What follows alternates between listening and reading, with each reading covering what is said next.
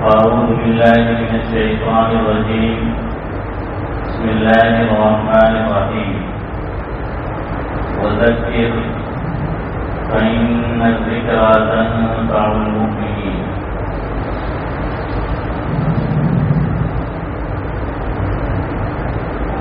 اے دعا خدا سے خصوصی کرم کرے، اے دعا خدا سے خصوصی کرم کرے، یہ زبان پر وہ بات جو دل پر اثر کرے. دین کی ساری ہی باتیں قابل قدر ہے سلام، دین کی ساری ہی باتیں قابل قدر ہے سلام. ہم جو باتیں بھی سنیں اس کی قدر کریں.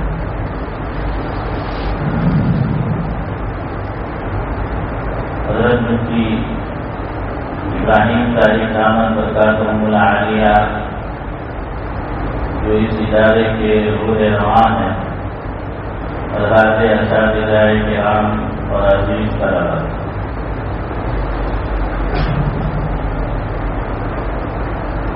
ایک مشہور مفسر گزرے ہیں علامہ آلوسی سید محمود بغدادی رحمۃ اللہ علیہ.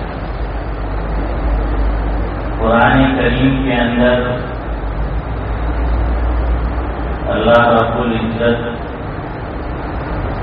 نے بیان فرمایا، آپ صلی اللہ علیہ وسلم سے کہا گیا کہ آپ یوں مانگا کیجیے کہ رب کی زدنی علما.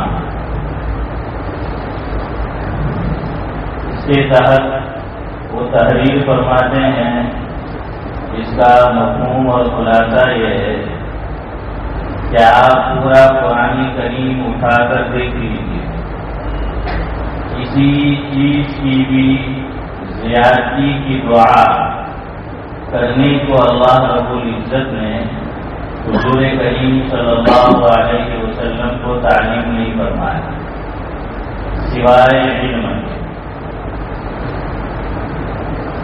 بلکہ حال یہ ہے کہ آپ صلی اللہ علیہ وسلم نے عمل میں زیادتی کی تو روک دیا گیا کہ یا ایھا المزمل قم اللیل الا قلیلا نصفه وانقص منه قلیلا او زد علیہ ورتل القرآن ترتیلا. تو یہاں تو روک دیا گیا عمل سے زیادتی پر، لیکن جہاں علم کی باری آئی اور علم کی بات آئی تو فرمایا کہ آپ مانگیے ہم سے کہ رب بھی زدنی علما، کہ اے رب میرے علم کے اندر زیادتی اور بڑھوتری یہ عطا فرمائیے. تو علامہ آلوسی علیہ الرحمۃ تحریر فرماتے ہیں کہ اس سے دو باتیں معلوم ہوئی. نمبر ایک، علم کی فضیلت نکل آئی. یہ علم عمل سے مقدم ہے، جس کی تعبیر ہمارے بزرگ نے یوں کی ہے کہ علم امام ہے اور عمل مقتدی ہے. کیوں؟ جو بھی عمل میں اور آپ یا کوئی مسلمان کرنا چاہے تو اس کے لیے علم ضروری ہے. علم ہوگا تو عمل صحیح ہوگا. صرف عمل کافی نہیں ہے، عمل صحیح ہونا چاہیے، درست ہونا چاہیے، اور عمل کی درستگی کے لیے صحیح علم کی ضرورت ہے. اس لیے علم امام ٹھہرا اور علم کی زیادتی عمل پر نکل آئی. حضرت امام بخاری علیہ الرحمۃ نے بھی بخاری شریف کے اندر باب العلم میں ایک جگہ تحریر فرمایا ہے، قرآن کریم کی آیت لے آئے ہیں کہ فاعلم انہ لا الہ الا اللہ واستغفر لذنبک وللمؤمنین والمؤمنات. حضرت الامام یہی پیغام دینا چاہتے ہیں آیت کریمہ کے اس ٹکڑے سے کہ فاعلم انہ لا الہ الا اللہ. تو یہ علم ہے، واستغفر لذنبک یہ عمل ہے. تو گویا بتانا یہ چاہتے ہیں کہ علم عمل پر مقدم وہ امام کی حیثیت رکھتا ہے، لیکن وہیں پر قربان جائے آقائے دو جہاں حضرت نبی کریم صلی اللہ علیہ وسلم پر کہ ہمیں یہ بھی تعلیم فرما دی کہ نرا علم کافی نہیں ہے، بلکہ حضور نے مانگ کر بتلایا اور مجھے اور آپ کو تعلیم دی کہ یوں مانگا کرو کہ اللہم انی اسألک علما نافعا، کہ اللہ میں آپ سے سوال کرتا ہوں ایسے علم کا کہ جو نافع ہو، نفع بخش ہو، نفع دینے والا ہو، فائدہ مند ہو، مفید ہو۔ وہیں پر یہ دعا بھی سکھائی کہ اللہم انی اعوذ بک من علم لا ينفع او کما قال علیہ الصلوۃ والسلام۔ مفہوم یہ ہے کہ میں پناہ چاہتا ہوں ایسے علم سے کہ جو نفع نہ پہنچائے۔ تو علم کی فضیلت بھی نکل آئی اور ساتھ میں یہ بھی بتا دیا کہ علم سے کون سے علم کا سوال کرنا ہے۔ تو علامہ آلوسی علیہ الرحمہ نے یہ تعریف فرمایا کہ ایک تو علم کی فضیلت سے ثابت ہوتی ہے اور پھر جتنے علما سے، اور دوسری بات یہ تعریف فرمائی کہ علم کی زیادتی شریعت مطہرہ میں مطلوب، محبوب اور پسندیدہ ہے۔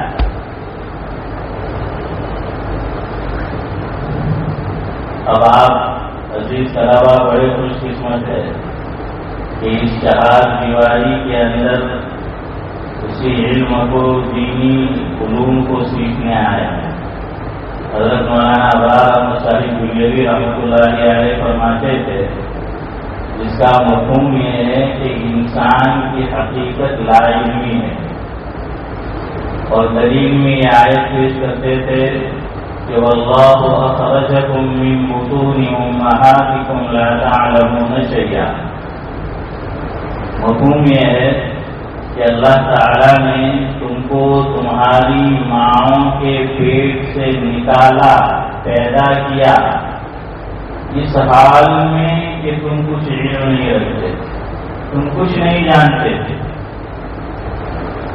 تو انسان کی حقیقت لا علمی۔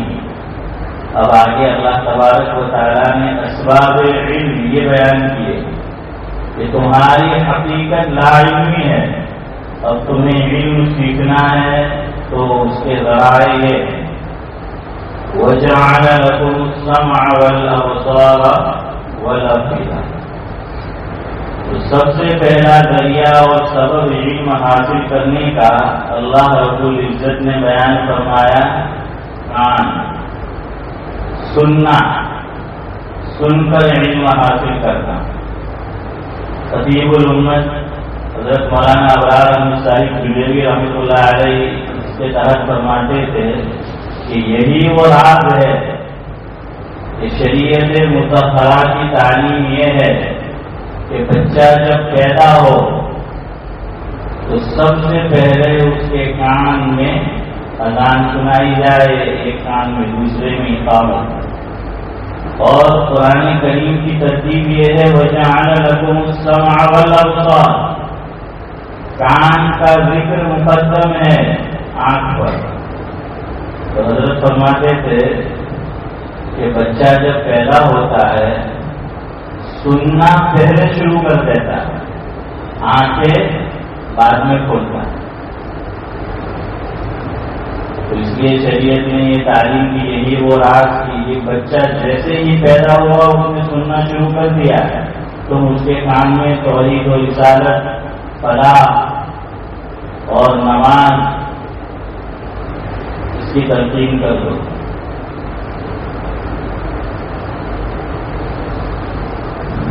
بہرحال حضرت یہ فرماتے تھے کہ کان یہ ذریعہ علم ہے، علم کا واسطہ ہے۔ تو طلباء کو چاہیے کہ چونکہ وہ کان سے علم حاصل کرتے ہیں، وہ سبب اور ذریعہ ہے، ایسی چیزیں کانوں سے نہ سنی جائے کہ جس کو شریعت مطہرہ نے حرام قرار دیا، ورنہ وہ فائدہ حاصل نہیں ہوگا جو اس سے حاصل ہونا چاہیے۔ دوسرے نمبر پر آنکھیں، یہ ذکر فرمائیں، یہ بھی سبب علم میں سے اور اسباب علم میں سے ایک سبب ہے، تو اس کا بھی صحیح استعمال ہونا چاہیے۔ غلط استعمال آدمی کرے گا تو اس سے جیسا فائدہ حاصل ہونا چاہیے حضرت فرماتے تھے کہ حاصل نہیں ہوگا، پھر آدمی کو پڑھنے میں جی نہیں لگتا، بیٹھا ہوا ہے، مغرب کے بعد کا وقت ہے، عشاء کے بعد کا وقت ہے، تعلیم کا وقت ہے، کبھی ادھر دیکھے گا کبھی ادھر دیکھے گا، کبھی کہاں، کتاب میں نظر جمے گی نہیں۔ کیوں؟ خارج اوقات میں آنکھوں کی حفاظت نہیں کی، جہاں اس کو نہیں دیکھنا چاہیے تھا وہاں اسے دیکھا، جہاں جو دیکھنا ہے وہ دیکھ رہا ہے، جی نہیں لگ رہا۔ حکیم الاسلام حضرت مولانا قاری محمد طیب صاحب نور اللہ مرقدہ سابق محتمم ام المدارس دارالعلوم دیوبند حضرت فرماتے تھے مفہوم یہ ہے جس کو حرام میں مزہ آنے لگتا ہے پھر اس کو حلال میں مزہ نہیں آتا۔ حالانکہ حرام میں مزہ نہیں ہے لیکن اس کی حیثیت مر گئی ہے، مزہ تو نہیں ہے لیکن سمجھانے کے لیے کہ جس کو حرام میں مزہ آنے لگے پھر اس کو حلال میں مزہ نہیں آتا۔ جو نامحرم کو تکتے رہتا ہے پھر اسے اس کی بیوی حضرت فرماتے تھے کہ نگاہوں میں نہیں دلچسپی نہیں جمتی۔ کیوں؟ بارش جو نہیں دیکھنا چاہیے تھا وہ دیکھ کر آیا۔ تو یہ آنکھ بھی، کان بھی، دل بھی یہ اسباب علم میں سے ایک سبب ہے۔ تو طلباء کو اس کی حفاظت کرنی چاہیے ان چیزوں سے کہ جس کو شریعت مطہرہ نے حرام قرار دیا۔ دوسری بات، حکیم الامت حضرت مولانا اشرف علی صاحب تھانوی نور اللہ مرقدہ کے تعلق سے حاجی فاروق صاحب سکھر والے نور اللہ مرقدہ ان سے میں نے سنا، وہ نصیحت حضرت کی دیہاتی اور گاؤں والوں کے لیے تھی، لیکن وہ تینوں نصیحتیں طلباء کے، آپ کے اور میرے کام کی۔ حکیم الامت حضرت مولانا اشرف علی صاحب تھانوی رحمۃ اللہ علیہ کا آخری دور ہے، انتقال سے کچھ ہفتے پہلے کا واقعہ ہے۔ تھانہ بھون کے اطراف میں جو گاؤں تھے وہاں سے کچھ ان پڑھ اور دیہاتی لوگ جو حضرت سے منسلک تھے تشریف لائے اور حضرت کو دیکھا تو اندازہ ہو گیا کہ اب یہ اس عالم فانی میں آخری ملاقات ہے، اب شاید ملاقات نہ ہو آگے۔ تو وہ سب دیہاتیوں نے حضرت سے مل کر ایک درخواست کی کہ آپ ہمیں کچھ نصیحت فرما دیجیے کہ جسے ہم پلو باندھیں۔ حضرت نے اس موقع پر 3 نصیحتیں ان کو بیان فرمائی جو آپ کے اور میرے ہم سب کے کام کیے۔ میں بھی طالب علم ہوں، آپ بھی طالب علم ہیں۔ شیخ الاسلام حضرت مولانا مفتی محمد تقی عثمانی صاحب دامت برکاتہم العالیہ ہماری مسجد میں تشریف لائے تھے مشکات شریف کا درس لینے کے لیے۔ تو حضرت نے بیٹھنے کے ساتھ سب سے پہلا جملہ جو ارشاد فرمایا وہ یہ تھا کہ بھائی میں کوئی عالم دین نہیں بلکہ طالب علم ہوں، اور حضرت نے فرمایا کہ طالب علم وہی ہے کہ جو مرتے دم تک اپنے آپ کو طالب علم سمجھے۔ جہاں اس نے یہ سمجھ لیا ہے کہ میں عالم دین ہو گیا، میں کامل ہو گیا، تو وہاں سے علمی ترقی کا دروازہ یہ بند ہو جاتا ہے۔ بہرحال تو میں بھی طالب علم ہوں، آپ بھی۔ تو حضرت نے 3 نصیحتیں ارشاد فرمائی۔ پہلی بات یہ ذکر فرمائی کہ یکسوئی مطلوب ہے چاہے گھر میں سوئی نہ ہو۔ غریب لوگ تھے، ان پڑھ تھے، اور حضرت کے ملکوتات میں بھی ہے، مفہوم یہ ہے کہ میں قافیہ بندی جان بوجھ کے نہیں کرتا، لیکن وہ خود بخود جملے ایسے سادے ہو جاتے ہیں، اللہ تعالیٰ نکلوا دیتے ہیں۔ تو فرمایا کہ یکسوئی مطلوب ہے، چاہے گھر میں سوئی نہ ہو۔ تو آپ عزیز طلبا، آپ بھی علم میں ترقی کرنا چاہتے ہیں، علم کو صحیح معنی میں اس کا حصول کرنا چاہتے ہیں، یکسوئی مطلوب ہے۔ اس سے دوستی، اس سے دوستی، اس سے ملنا، اس سے ملنا، اس کے کمرے میں گئے، اس کے کمرے میں گئے، یہاں بیٹھ گئے، وہاں بیٹھ گئے، اس سے علم حاصل نہیں ہوتا۔ یکسوئی چاہیے۔ جو طلبا یکسوئی کے ساتھ علم حاصل کرتے ہیں دنیا میں، اللہ تعالیٰ انہیں کو چمکاتا ہے، انہیں سے کام لیتا ہے۔ یہ پڑھنے کے زمانے میں یہ نہ سوچے بعد میں یکسوئی، یہ آپ کو اپنے آپ کو بنانے کا، سنوارنے کا یہی موقع ہے۔ تو یکسوئی مطلوب ہے، مطالعہ آدمی کرے تو یکسو ہو کر۔ ہمارے حضرت مولانا ابرار احمد صاحب دہلوی رحمۃ اللہ علیہ فرماتے تھے، مطالعہ یعنی منہ کو تالا، یہ نہیں مطالعہ کر رہے ہیں تو کبھی اس سے بات ہو رہی، کبھی اس سے بات ہو رہی، اس کا بھی فائدہ نہیں ہوتا۔ تو حضرت فرماتے تھے کہ یکسوئی، اور امام فخر الدین رازی علیہ الرحمہ کا ایک ملفوظ حضرت مولانا ابرار احمد صاحب دہلوی رحمۃ اللہ علیہ ذکر فرمان کر اس پر حضرت اپنا حاشیہ چڑھاتے تھے۔ مفہوم یہ حضرت نے فرمایا کہ علم، اس میں 3 حرف ہے، 3 لیٹر ہے، یہ امام رازی کا ملفوظ ہے۔ امام رازی نے فرمایا مفہوم یہ ہے کہ علم کے عین سے علو کی طرف اشارہ ہے، اور لام سے لطف کی طرف اشارہ ہے، اور میم سے مقبولیت کی طرف اشارہ ہے۔ امام رازی کا ملفوظ ہوا۔ ہمارے حضرت مولانا ابرار احمد صاحب دہلوی رحمۃ اللہ علیہ کا اس پر حاشیہ یہ تھا کہ دیکھیے لام درمیان میں ہے، پہلے عین ہے، بعد میں میم ہے، درمیان میں کیا ہے؟ لام، اور لام سے لطف یہ مطلوب ہے۔ تو فرمایا کہ طالب علم اندر گھسے گا، ڈیپ اسٹڈی کرے گا، گہرا مطالعہ کرے گا، یکسوئی کے ساتھ مطالعہ کرے گا تو لطف آئے گا۔ سرسری مطالعہ کیا تو طلبا کہتے ہیں ماتھو رکیا ہوئے تو چار جو آپ جاؤ چاہ بھی آ جاؤ، آدھا گھنٹہ پڑھانی، اور وہ پڑھنا بھی امتحان کے زمانے میں اور چائے میں، کبھی پانی پینے، وہ لطف آتا ہی نہیں۔ کیوں؟ وہ چاشنی چکھی ہی نہیں، اندر گھسے ہی نہیں۔ تو بہرحال یکسوئی یہ مطلوب ہے۔ اور حضرت مولانا ابرار احمد صاحب دہلوی رحمۃ اللہ علیہ یہ بھی فرماتے تھے کہ علم، لام سکون ہے لام پر، فرمایا کہ یہ ساکن الاوسط ہے۔ بہرحال سمجھے ہو تو سمجھے، ورنہ کوئی بات نہیں۔ حضرت مفتی سعید احمد صاحب پالنپوری رحمۃ اللہ علیہ سے بعض مرتبہ کچھ چیز ہمیں سمجھ میں نہیں آتی، پوچھتے تھے تو پھنسی کے طور پر فرماتے تھے، کس نے کہا کہ سب کچھ سمجھنا ضروری ہے، چھوڑو یار، پھنسی کے طور پر۔ بہرحال تو پہلی نصیحت حضرت تھانوی نے یہ فرمائی کہ یکسوئی مطلوب ہے چاہے گھر میں۔ 2 بات کی میں اپنی گفتگو کو ختم کرتا ہوں، حضرت تھانوی کا ملفوظ اور اگلی ایک بات۔ دوسرے نمبر پر حضرت تھانوی رحمۃ اللہ علیہ نے فرمایا خود رائی کے دانے کے برابر بھی نہ ہو۔ رائی کا دانا سمجھتے ہیں؟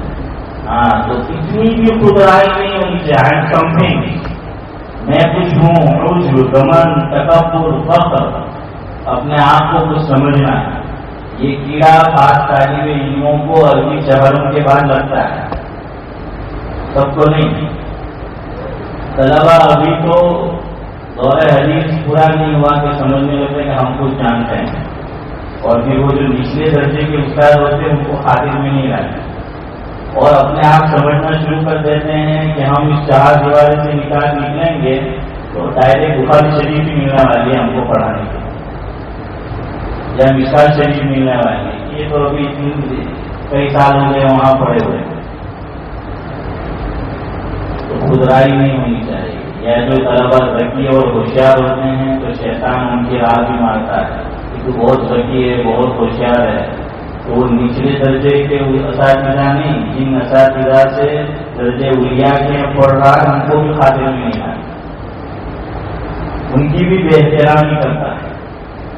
ہاں، شیطان کی راہ تو اسی سے ماری گئی. ایک شادی نے کہا ہے کہ تکبر مکن زینہار فسد، اور آگے کہتے ہیں یہ تکبر اعزازی ذرا خار کر. تو بہرحال یہ خودرائی یہ شیطان کی صفت ہے. تو طلبا میں کبھی یہ صفت نہیں آنی چاہیے.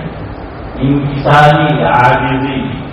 مولانا ابرار احمد صاحب پجوری رحمۃ اللہ علیہ فرماتے تھے کہ سب کو فکر ہے کہ انکم ساری ہو، لیکن کسی کو فکر نہیں کہ اپنے آپ اندر انکساری ہو.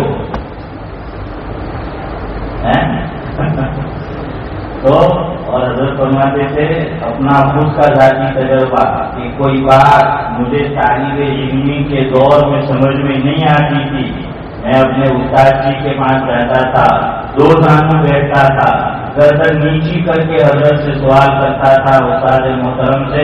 فرمایا کہ میرا بارہا تجربہ ہے کہ میں نے تواضع، عقیدت، انکساری، خاکساری اس حیثیت کے ساتھ سوال کیا، اللہ تعالیٰ نے مجھے بہت نوازا. تو یہ خودرائی یہ نہیں ہونی چاہیے. تیسری چیز، اور حضرت یہ شعر بھی سناتے تھے کہ مٹنے والوں کی رہی ہمیشہ اونچی منزل، مٹنے والوں کی رہی ہمیشہ اونچی منزل، کس گیا سرما کو آنکھوں میں جگہ پائی. تیسرے نمبر پر حضرت تھانوی رحمۃ اللہ علیہ نے فرمایا مفہوم یہ ہے اللہ کی رضا مقصود ہو چاہے گھر میں رضائی نہ ہو. چٹائی رضائی جس کو بولتے ہیں. تو ہر طالب علم اپنے آپ سے سوال کرے کہ میں یہ علم کیوں حاصل کر رہا ہوں، کہ میں عالم بن جاؤں، بڑی کتاب پڑھاؤں، میری شہرت ہو، میرا نام ہو، یا میرے روزگار کا ذریعہ ہو. نہیں، یہ سب ثانوی درجے کی چیزیں وہ خود بخود مل جائے گی. نیت یہ ہونی چاہیے کہ اللہ کی رضا، اللہ کی خوشنودی، اس لیے میں یہ علم حاصل کر رہا ہوں. آخری بات، جتنے بھی علم کے اسباب ہے، ذرائع ہیں، تمام چیزوں کا ادب کرنا. پہلے نمبر پر ہے حضرات اساتذہ کرام. حضرت تھانوی رحمۃ اللہ علیہ کا ملفوظ پڑھا. مفہوم یہ ہے کہ درجے عالمیت کے طلبا جب اوپر کے درجے میں پہنچ جاتے ہیں تو نچلے درجے کے اساتذہ جن سے مکتب میں تعلیم حاصل کی، درجے حفظ میں، اردو میں، فارسی اول میں، عربی اول، فرمایا کہ عام طور پر حضرت نے اپنے دور کے اعتبار سے کہاں آج تو ہم کہاں آ چکے ہیں، فرمایا کہ اکثریت طلبا کی وہ ہے کہ جو نچلے درجے کے اساتذہ کا احترام نہیں کرتے، ادب نہیں کرتے، ان کو سلام بھی نہیں کرے. اور آگے حضرت تھانوی نے فرمایا کہ درجے اولیاء کے بھی ان اساتذہ کا ادب اور احترام طلبا کرتے ہیں جن کا کوئی نام ہو، شہرت ہو، کہ بڑے مقرر ہے یا یہ کہ بڑے بزرگ ہیں، لوگوں کا رجوع ہے. فرمایا کہ وہ بھی استاد، یہ بھی استاد، استاد ہونے میں دونوں برابر ہے. فرمایا کہ مکتب کے استاد سے لے کر اوپر تک ہر استاد کا ادب کرنا ہے، احترام کرنا ہے، دعا لینی ہے تو علموں میں ترقی ہوگی. اسی طرح افائی کا، درسگاہ کا، کتابوں کا، ہر چیز کا ادب کرنا ہے. علامہ انور شاہ کشمیری رحمۃ اللہ علیہ کے حالات میں پڑھا، اس کا مفہوم ہے کتنے بڑے شخص.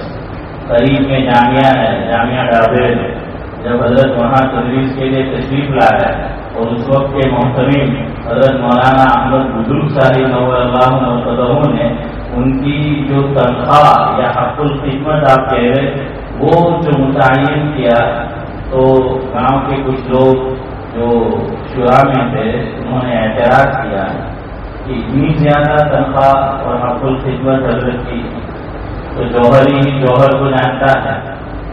تو حضرت مولانا احمد وجود صاحب رحمۃ اللہ علیہ نے اس موقع پر ارشاد فرمایا اس کا مفہوم یہ ہے، بڑے ترازو بھی آتے ہیں جس میں لکڑیاں توڑی جاتی ہیں۔ فرمایا کہ بڑا ترازو ہو، ایک پردے میں علامہ انور شاہ کشمیری رحمۃ اللہ علیہ کو بٹھا دوں اور دوسرے پردے کو سونے چاندی سے بھر دوں، اس کے ہم وزن بھی ان کو میں تان ماہانہ کرتا دوں تو اللہ نے جن علوم سے نوازا ہے اس کا حق ادا نہیں ہو سکتا۔ ایسا آدمی وہ فرماتے ہیں کہ میری زندگی بھر کا معمول رہا کہ بڑی کتابیں آپ نے دیکھی ہوگی، بخاری شریف، مشکات شریف، تو اس کے اندر حاشیہ ہوتا ہے، تو حاشیہ پڑھنے کے لیے یا تو ہم خود کتاب کے تابع ہو جائے یا کتاب کو اپنے تابع ہو جائے، یہ کرنا پڑے گا۔ تو ہم تو یہی کریں گے کہ کتاب کو گھما دیا، اس کو اپنے تابع کر لیا۔ حضرت نے فرمایا میری زندگی بھر کا معمول کہ کبھی میں نے کتاب کو اپنے تابع نہیں کیا، اس کا ادب کیا اور خود اس کے تابع ہوا، حاشیہ پڑھنا تھا اپنی جگہ سے اٹھ کر وہاں چلا گیا، یہاں پڑھنا ہے یہاں آ گیا۔ حضرت نے فرمایا کہ میرے علوم میں ترقی کی ایک وجہ یہ بھی ہے کہ میں نے ہمیشہ کتابوں کا ادب کیا، اسباب علم کا ادب کیا۔ تو بھائی اساتذہ کا ادب بھی بہت ضروری ہے، ان کی غیبت نہ کرے، ان کے بارے میں بد زبانی بد کلامی وہ نہ کرے، وہ ہمارے خیرخواہ ہے، یہ ابھی نہیں سمجھ میں آئے گا۔ جب آپ اس چار دیواری سے نکلیں گے اس وقت میں وہ سمجھ میں آئے گا، جتنا اساتذہ کا احترام ہوگا اتنا ہی فائدہ ہوگا، اور جس استاد کا دلوں میں ادب نہیں ہے آپ دیکھ لیجیے آپ کو بھی اس سے فائدہ نہیں ہوگا۔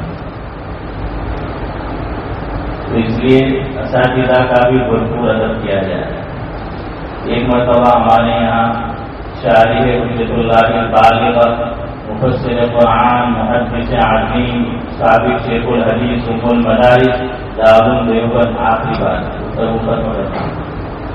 حضرت نے جوتے اتارے، تو علماء لگے رہتے تھے، حضرت کے ساتھ ہوتے تھے، کسی نے جوتے سیدھے کرنے کا، میں یہ نہیں کہہ رہا کہ آپ یہ عمل مت کیجیے، ضرور کیجیے، حضرت نے روک دیا مفتی صاحب نے اور فرمایا مفہوم یہ ہے تم اسی کو ادب سمجھتے ہو، ادب اس کا نام نہیں ہے، ادب جوتی چپل سیدھی کرنے کا نام نہیں، ادب دل سے ہوتا ہے کہ اگر احترام آپ کے دلوں میں ہے، عظمت ہے، احترام ہے تو یہی ادب ہے، ورنہ ظاہری طور پر صرف بتا دینا اور بعد میں جا کر برائی کرنا یہ ادب نہیں ہے۔ بہرحال یہ چند ٹوٹی پھوٹی باتیں تھی، حضرت مفتی صاحب میرے مشرق و مربی ہے، تو ان کے حکموں پر ان کی دعوت پر میں نے لب کشائی ان کے سامنے کر لی، جو کچھ کمی ہوتا ہے سب وہ ہوا ہو تو حضرت دامن آنکھوں میں جگہ جو ہوں عنایت فرمائیں گے، اور جو کچھ باتیں آپ کے سامنے رکھی سب سے زیادہ میں محتاج ہوں، اللہ تبارک و تعالیٰ قابل عمل باتوں پر مجھے بھی عمل کی توفیق عطا فرمائے، آپ کو بھی عمل کی توفیق عطا فرمائے، آپ سے خوب علم دین کا کام کریں۔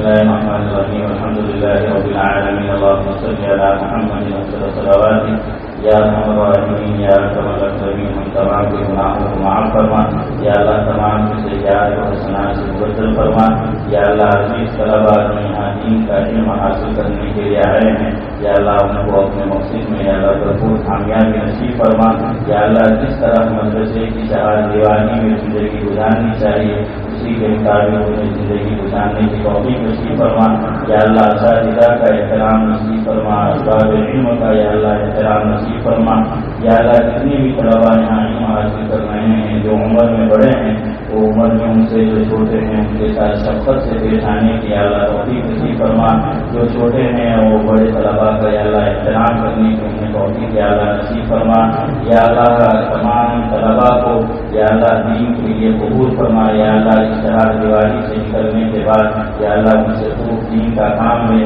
یا اللہ اس مدرسے کو دین دنی رات چنی یا اللہ ترقی نصیب فرما، ظاہری باطنی تعلیمی تربیتی یا اللہ تعمیری ہر قسم کی یا اللہ جو ان کی ضروریات ہے اس کی یا اللہ غیب سے یا اللہ حفاظت فرما، یا اللہ جو بھی کام رکے ہوئے ہیں یا اللہ جو بھی رکاوٹیں اگر ہو یا اللہ اس کو ختم فرما، یا اللہ حضرت مفتی صاحب کی نام برکات عالیہ اور تمام اساتذہ کے نام و مال عزت آلو اور ان کی عمر میں یا اللہ خوب برکت نصیب فرما، یا اللہ ایسے مبارک موقع پر آپ کے وسیلہ بندوں نے یا اللہ جامعہ کے لیے اساتذہ کے لیے طلباء کے لیے جن نے خواہشات کا اظہار کیا یا اللہ ہم بھی ان کے لیے برکتیں نصیب فرما، یا اللہ جن کی شروع اور کتن سے پناہ چاہیے ہم بھی ان کے لیے پناہ طلب کرتے ہیں بڑا نصیب فرما، یا اللہ جو کچھ ہم نے یا اللہ اس ادارے کے لیے اساتذہ کے لیے طلباء کے لیے مانگا وہ بھی نصیب فرما، جو مانگنے چلے گیا یا اللہ ادارے کے لیے بہتر ہو، اساتذہ کے لیے بہتر ہو، طلباء کے لیے بہتر ہو، یا اللہ بغیر مانگے ایمان اور عافیت کے ساتھ صحیح وقت پر یا اللہ وہ مقدر فرما، ہماری دعا کو محض اپنے فضل و کرم حضرت نبی کریم صلی اللہ علیہ وسلم کے قبول قبول و منظور فرما، اللهم انا نسألك من خير ما سألك منه نبيك وحبيبك محمد صلى الله عليه وسلم ونعوذ بك من شر ما استعاذك منه نبيك وحبيبك محمد صلى الله عليه وسلم، اللهم صل على محمد وعلى آل محمد وبارك وسلم، سبحان ربك رب العزة عما يصفون وسلام على المرسلين والحمد لله رب العالمين، آمين برحمتك يا رب.